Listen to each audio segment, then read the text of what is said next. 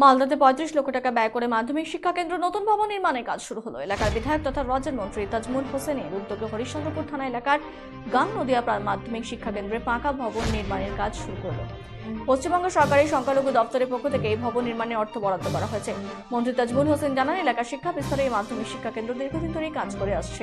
ভবনটি এতদিনও পাকা করা সম্ভব হয়নি। পশ্চিমবঙ্গ সরকার মুখ্যমন্ত্রী মমতা বন্দ্যোপাধ্যায়ের উদ্যোগে এবার এই মাধ্যমিক শিক্ষা কেন্দ্রের পাকা ভবন নির্মাণ করার জন্য অর্থ বরাদ্দ করেছে। সেই অর্থ দিয়ে আজ থেকে কাজ শুরু হলো। কি উদ্বোধন করেন আজকে গাংনদিয়া এসকেএম যে স্কুল ছিল সেই স্কুলের প্রায় ৩৫ লক্ষ টাকা ব্যয়ে 3টা হল রুম হবে, 3টা স্কুল রুম হবে। তার জন্য আমরা আজকে উদ্বোধন করতে এসেছি। এটা আমাদের সংখ্যালঘু দপ্তর থেকে হয়েছে।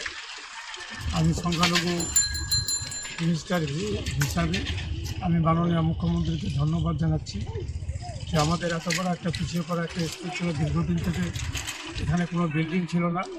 এই বিল্ডিংয়ের অ্যাপ্রুভাল মঞ্জুর হওয়ার জন্য আমি মাননীয় মুখ্যমন্ত্রীকে ধন্যবাদ জানাচ্ছি যে মাননীয় মুখ্যমন্ত্রী প্রত্যেকটা স্কুলকে যে তিনি লক্ষ্য রেখেছে, আমি তার জন্য ওনাকে ধন্যবাদ জানাচ্ছি।